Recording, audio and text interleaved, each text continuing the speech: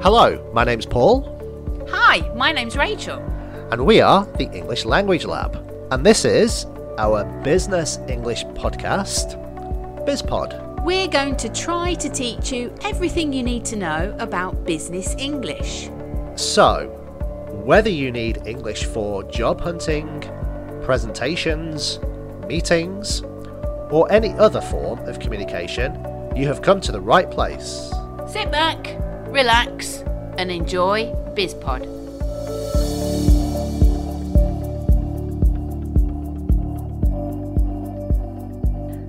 Hi, Paul. We're back again. We are with office politics. Yeah.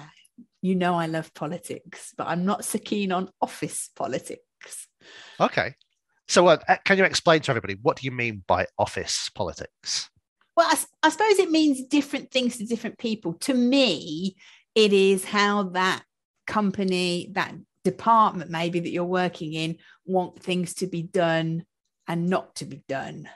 Like, for example, when I worked for that big insurance company, if you're a certain level, you always had, if you stood up, you had to put your jacket on, which was stupid, absolutely stupid, but there you go. Yeah. So do you think office politics is really, is it procedures within the company, or is it more like the individual people, the managers, the people that control things, trying to be more controlling? Yeah, I think it can be both. They try to develop a kind of culture, but it sometimes can be a little bit oppressive and rules for rules' sake. Yeah. What about you? Have you ever experienced any kind of, well, yes, I know you have, office politics. Well, yeah. I think every company has office politics, big or small. Mm-hmm. But yeah, I've experienced office politics. Mm-hmm. Little Hitlers, as I like to call them. Yeah. Well, what about that first company that you worked for when we met? You had to call each other Mr. Brown, Mr. Smith. Yeah, Mr. O'Neill. Yeah, we had to use surnames, which was, it seemed quite strange at the time, but after a while of working there, it just seemed normal. But really formal. Yeah, it was a very, very formal working environment. Do you know why they wanted you to do that? Did they explain why? Was there a reason? Yeah, it was just for the formality, to keep everything formal. Okay. Was there a problem if it had become informal and friendly? I don't think so, no. But it was just the idea, the politics. Yeah, but was that from one guy? Probably from the boss. Okay. Yeah. Fair enough. Okay. Okay. It was strange. But I think everybody has some stories of office politics. Okay. I think particularly the sort of people who are not necessarily say managers or important managers within an organization, but they have their little domain that they control. Yeah. They like to flex their managerial muscles, try to act big, and they're only like a supervisor, really. Exactly, yeah. And sometimes even other managers have to sort of tread carefully around that person, because they know that person, if you upset them in some way, they're going to try and cause trouble for you. Yeah. And they're usually people who've been in the company for years and years and years, and they think they're totally expendable, and then they're shocked when all of a sudden a consultant comes in, reorganizes the company, and makes them redundant. Yeah. Consultants have a good use in some points, don't they? They do. They cut out the dead wood, don't they? Oh dear. Yeah. Can you think of any other examples of office politics? Yeah, I'm trying to rack my brain of some examples of office politics. We've spoken about negative things. Can you think of any positives? With office politics? No, I don't think office politics is ever positive. I could be wrong. What's your opinion? Well, it borders along the line of etiquette. There's office etiquette, which I think is the good way to do things. But office politics, I always feel, is bad. It's somebody trying to oppress somebody else, or, put somebody down, big up the manager or the team leader. It's trying to make people more important than they really are. It's just a sort of a power struggle. Yeah, it is a power struggle. I mean, I can remember sort of working in for larger organizations. Um, there were times when, say, the manager of one department and the manager of another department were sort of clashing because one of them thought the other was treading on their toes in terms of some Yeah. of the responsibilities. Yeah. And it's very petty, I It think. is. It is. But when people are in positions of authority or power, Yeah. it goes to their head, perhaps. Don't you think those sort of people are the kind of people who live to work? Without their work, that they don't find they've got any value. They maybe question who they are. They everything about them is about their work and what they do. And I like to remind people, if you drop dead today, somebody else will do your job tomorrow. Nobody is that important. If the prime minister drops dead today, they'll elect somebody else. Yeah, of course they will. Nobody's job is important. Not that important, is it? No, I don't think so. But some people, you're right. I mean, some people do define themselves by their job. Some people introduce themselves. Hi, my name's Paul. I'm a teacher. Yeah. But I think you as an individual, you are so much more than the work that you do. Even if you really enjoy the work that you do, there's so much more to you as a person. So let me ask you then. Now, we never introduce ourselves as teachers because we know as soon as you do that, if the person's got kids, they start talking about their kids, don't they? So we don't advertise that at all, do we, when we meet new people? So how do you define yourself, Paul? What would you say? How do I define myself? Good question.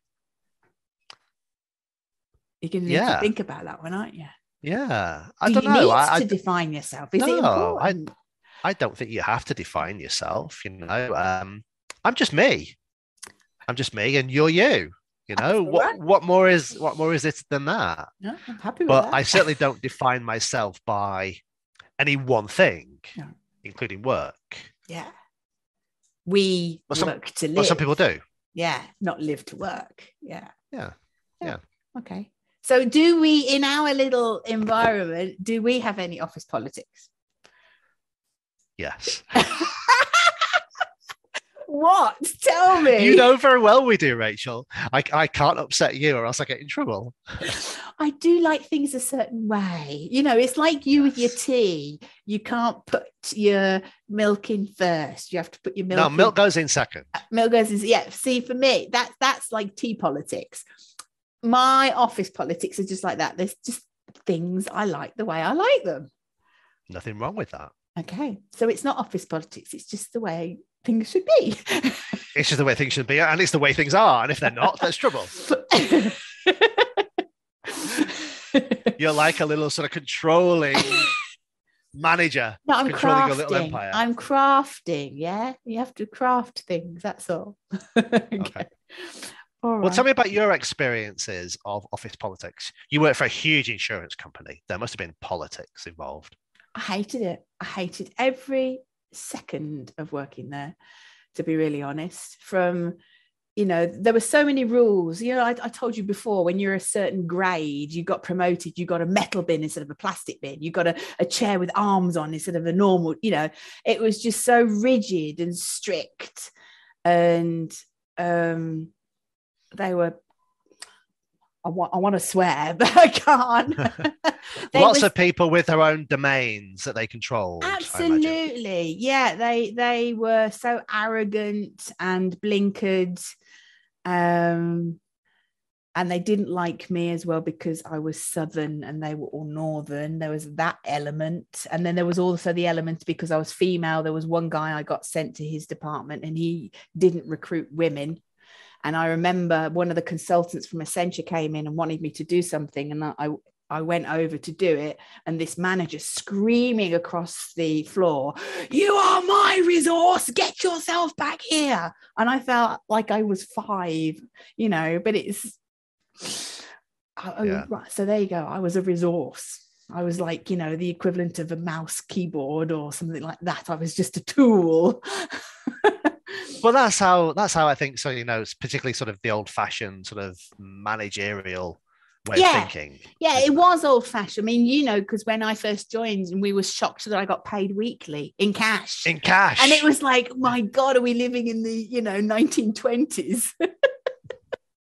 I had to go and queue for my pay packet, didn't I, every Friday? Yeah. But it's great, though, because you got paid cash and you had cash in your hand on a Friday night. Yeah, right. By Saturday, it was all gone, wasn't it? Yeah. But you haven't worked. Well, no, you did work for that National Computing Centre. That was quite big, wasn't it? I mean, how were things there? Full of politics. Yeah.